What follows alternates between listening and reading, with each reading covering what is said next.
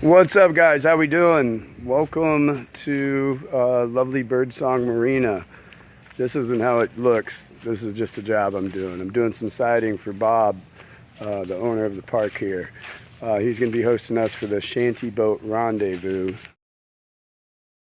But yeah, so right now wrapping up this siding job, and lots to report. I'm going to show you the boat, how it floats, my neighbors, and some life updates. So stick around, but for now, got to get back to the siding.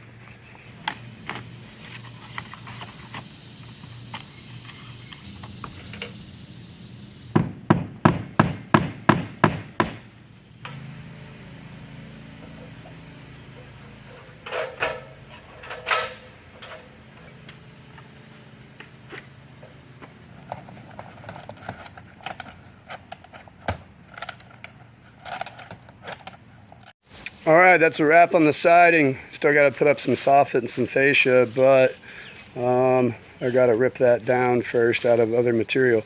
So I'm going to move along to other projects.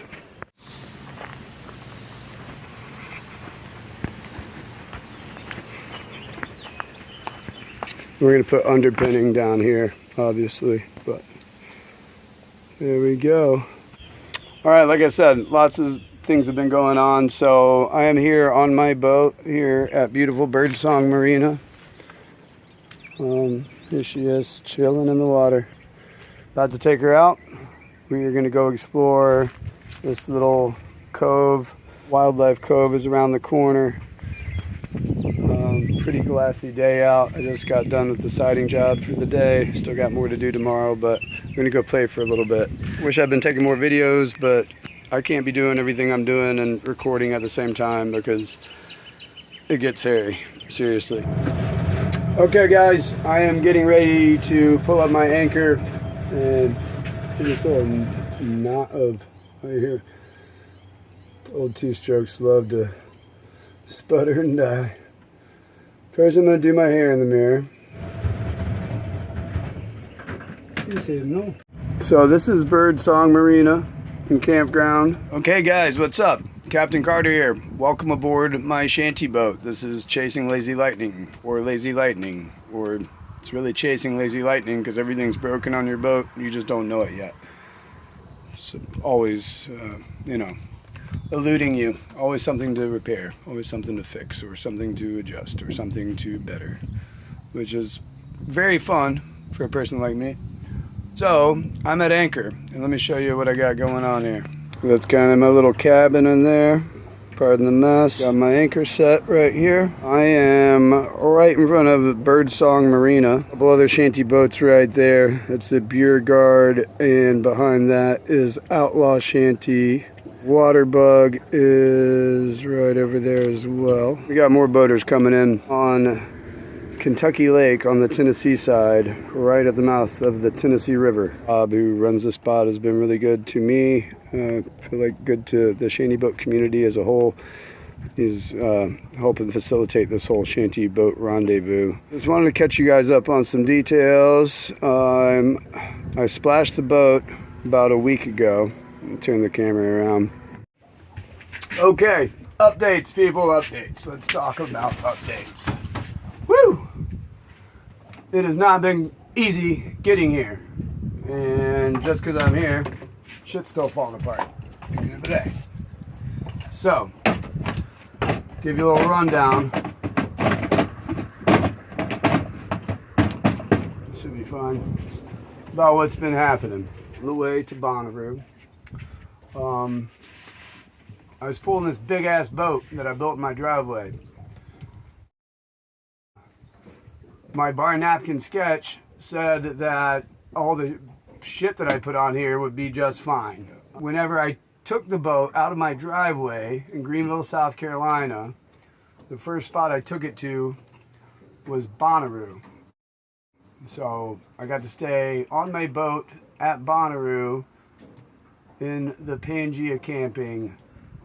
It's one of the coolest things I've ever done.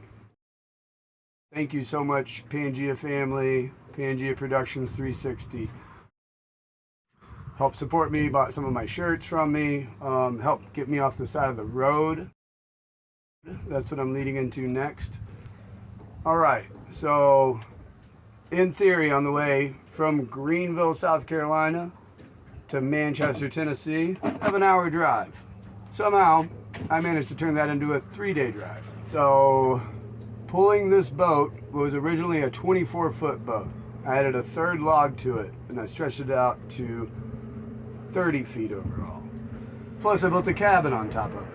I built it as light as, you know, but I didn't want to build it flimsy. So, like, for example, the roof over my head is 2x6 with 3/4 inch plywood. Because I got some big homies, and I want them to be able to get on my roof. Stuff adds up. So, I left Greenville, South Carolina with ample time to get to my shift for my start dates for the Bonnaroo build. Yes, I'm having a beer. Yes, I'm at Anchor. Yes, I'm allowed to do that. Whenever I left for Bonnaroo, it was tire problem after tire problem, right? So on the trailer. So I popped a tire, got another tire, popped another tire, got another tire, popped a third tire, then bought all new tires with rims. Whenever I put those tires and rims on the trailer at a Walmart parking lot in the middle of somewhere in Georgia, tires and rims new from a mobile tire salesman. I'm not a mobile tire salesman, so I explained to him what I needed, what the purpose was for, and he showed up a couple hours later with tires and rims and put them on. However, the tires and rims that he sold me were like flimsy, like designed for a fucking wheelbarrow. So shortly thereafter, as soon as I got the tires, I was already out a day plus in time at this point. Now I've got the new tires and rims. I'm on the road. I'm rolling. Everything's hunky-dory. And then pop! Fucking blow another tire. Now, one of the tires from the previous whole shit show, I had saved that tire and rim. So I was like, oh, at least I can put this tire and rim on the tire rim that just blew that I just paid for. Okay? Do that. Now there's an interstate diversion. It's got everybody going over this little 2-lane mountainous road with log trucks and semi trucks, and it's 1 lane each way and tumultuous driving. So it's uphill, downhill, you know, big switchbacks, and lo and behold, it's already after dark. The tire that I put on to replace the new tire that I just bought, well, that popped, but I'm on the middle of a 2-lane road with nowhere to go. So all I could do with all the people behind me was just limp this. Mind you, I've got an E350 van pulling, at this point, a 40-foot boat with all the, besides the trailer length and the, you know, baskets on the back, and oh my God. So when that tire pops, I just have to raw dog it and ride it on the rim all the way till I can find a pull off. I'm looking behind me and the rim is smoking. This thing is sparking. It has been like, it's about to catch the trailer on fire at this point. So I finally find a pull off. Try to remain calm, cool, and collected, you know, always. But sometimes you're like, what the fuck? Like at that point. So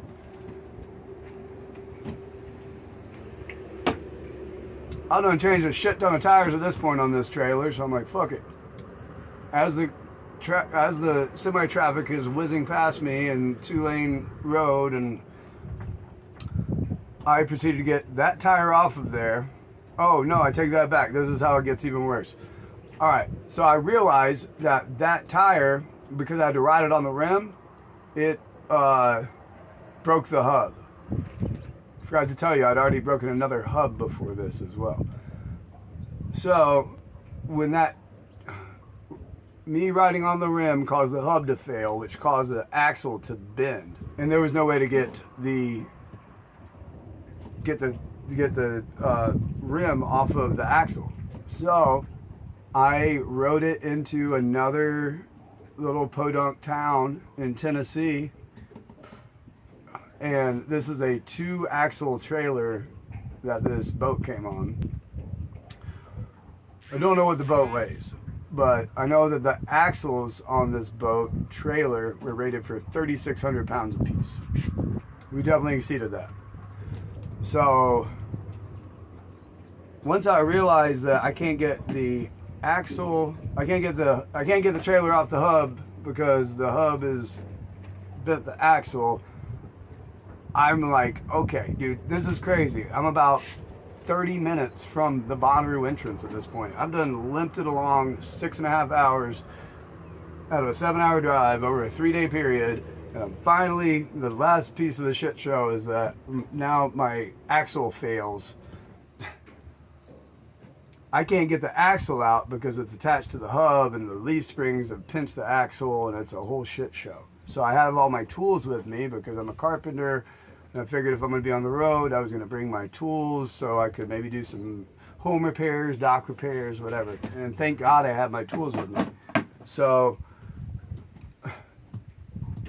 basically all I could do was cut the axle right down the middle, the rear axle that failed on the trailer, just 50-50 in the parking lot, and pull each side out from under the trailer in front of the state police. That looks, we're like, what the fuck is this guy doing? Managed to do all that. I found a trailer supply company in Manchester, Tennessee that is close to right there at the Bonnaroo entrance of where we are building all these stages. So I'm like, talk to this guy, he takes some sympathy on me. Not that much sympathy because it's still cost me $2,000 with him to get, and it'll lead up to this. So I say, hey man, what would you do? Like, he's like, I can't come to you. I was like, well dude, I'm about to send it and just ride this thing on one axle. And I rode it on one axle for about 2 exits, and then I just saw the tires on that axle going whoop. It was like, oh, we're about to have big problems. Yeah, pulled over to the next exit. Basically, he was closed for the day at that point. So he's like, the following day, come if you can get to my spot in Manchester, pick up the axles, yada yada. And we came to an agreement. He ended up meeting me at that exit. I drove, I got a ride into town, got my credentials for work. He assembled the axles with the hubs and the tires and the rims and yada yada, and he met me with them. However, he was like, I'm tired, I don't want to put them on. I will tell you how to put them on. I don't know if you ever put an axle on a trailer. If you haven't, it's not that daunting. I mean, it might look stressful at first, but you can figure out how these things go together pretty easily. So I just like, okay, I'll do it myself. And me and one of my coworkers sat out there for like, I mean, a good 8 hours thinking this little 2-hour job, this shouldn't take very long. Yeah, it was like 8 hours later, torrential downpours happening. Finally, make it to Bonnaroo at nighttime, about 10 o'clock at night. And as soon as I got there, I got stuck in the mud with the boat on the trailer, like right in front of the main road that everybody's trying to get through on production. So trying to blend in never works very well for me. So got pulled out by a tractor. Great time at Bonnaroo, and worked my ass off with a bunch of badass people with the Pangea Production 360 family, and we built another stellar event as we always do. I got bit by a spider. Still going through this a little bit. I don't know if you can see. Thing trying to eat my skin, but I got shot in the butt. I had to get taken off the site and get shot in the butt 4 times with antibiotics and cortisone. Still on an antibiotic regimen, so the spider doesn't try to kill me. 3 days late to Bonnaroo. Lost some dates on that. Lost some money on that. All the money that I was going to make is wrapped up in the trailer that I had to get an advancement for. So that was, you know. But this is a pirate's life. This is what I signed up for. This is what I love. So we don't have problems. We just have challenges. A couple months before that, I'd say, yeah, a month and a half, 2 months before that, I had the pleasure to work with G2 Structures again. I've worked with those guys quite a few times over the years. G2 builds awesome stuff. They build some of the most rotund, beautiful, like, you know, they're the top dogs as far as staging. You know, there's not a lot of people who get those contracts, and that's for a good reason.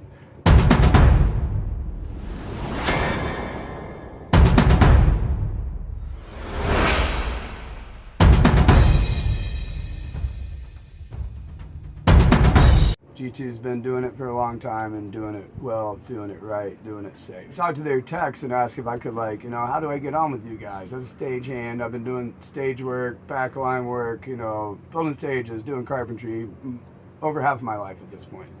Send a resume and just, you know, put it out there. Crickets, nothing happened. So, and it's like that sometimes.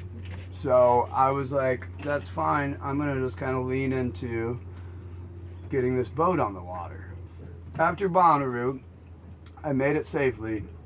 Another, what should be like a 2.5 hour drive turned into like a 4.5, 5 hour drive because I was driving this thing, and even though I got new axles and new tires and new hubs and all of this new, it still wanted to fishtail and shit. And I'm a carpenter, so when I get here, they've already got they've got a siding job that they needed done on one of the cabins, and they had a gazebo they needed built. So as soon as I got here, I was basically back to throwing to the wolves, and Donovan from the Water Bug has been an asset to these guys. He's been like the general handyman, master of chaos, way before I got here. So hopefully it's been nice for him to have somebody to be able to, you know, he doesn't have to do all this stuff by himself for a little bit. But that leads me up to this. So here I am out at anchor. A few days ago, I got a message from one of the techs from G2 Structures. And they're like, yo, are you ready to go? Are you shitting me, man? Like, I've been trying to get hired with you guys for a long time.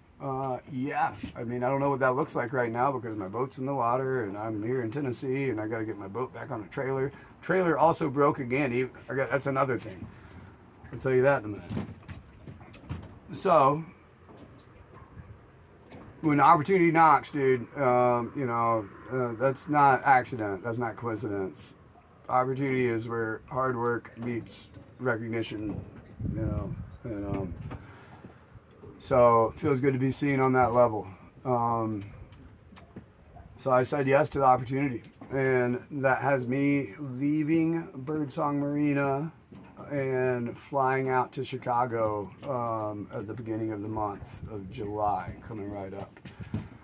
They learn, you know, a little bit more about their systems, what they got going on. I'm gonna be on the road for about 3 weeks, 3 or 4 weeks. I'll be able to come back. Well, 3 weeks, I think.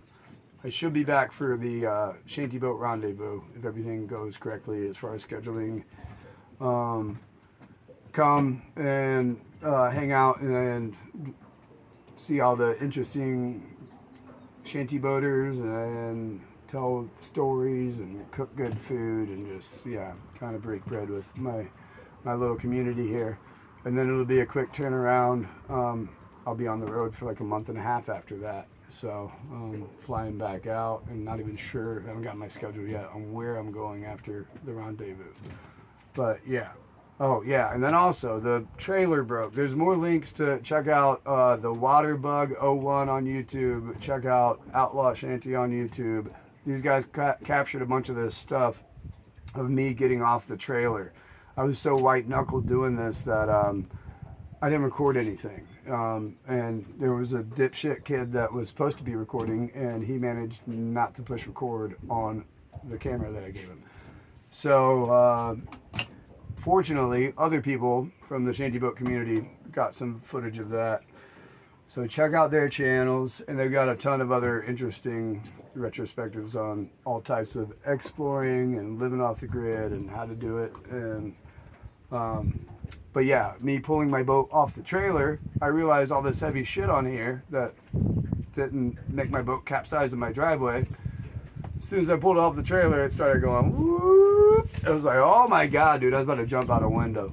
We pulled it right back on the trailer, and I got rid of some weight and took it to a storage unit. And now it is floating like a top. I still want to, I've got outriggers back in South Carolina that I'm going to pick up at some point. I've got another 4-stroke engine. Right now I've got a 2-stroke Johnson 90.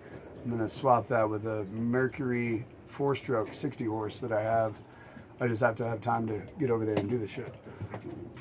But yeah, that's what's going on in my world. I've got to finish the siding on this cabin, do the soffit, do the fascia, do the underpinning, fix my boat trailer, because whenever I pulled my boat off the trailer, it snapped one of the bunks somehow. The bunks were just so old they just snapped. So before I can even put this boat back on the trailer, I have to repair the bunks on the trailer. We're going to go back with 2x6, not 2x4, and just make this thing much more beefier than it was in the first place. But yeah, this is the 29th of June, and I gotta get out of here. I need to be on the road on the 6th to be able to fly out from Nashville. So we are threading the needle here, but that's what we do best. So we're gonna make it all work. But this has been kind of a catch-up video for me not being around so much, and hopefully from here on out I'll be documenting more of this in a more regimented fashion, as far as putting out things. I don't want to set a more regularly. We're gonna put more shit out more regularly. All right, so whatever that looks like. So thank you for coming to my TED Talk. Now I think we're going to pull the anchor, and me and you are going to go explore a little bit. So let's do it. But yeah, check that thing out. Fascinating. I thought that was just like the only story. There's another story of that boat that is under the water, dude. So if walls could talk. All right, I'm going to take her back in and cook some dinner, y'all. But love you guys.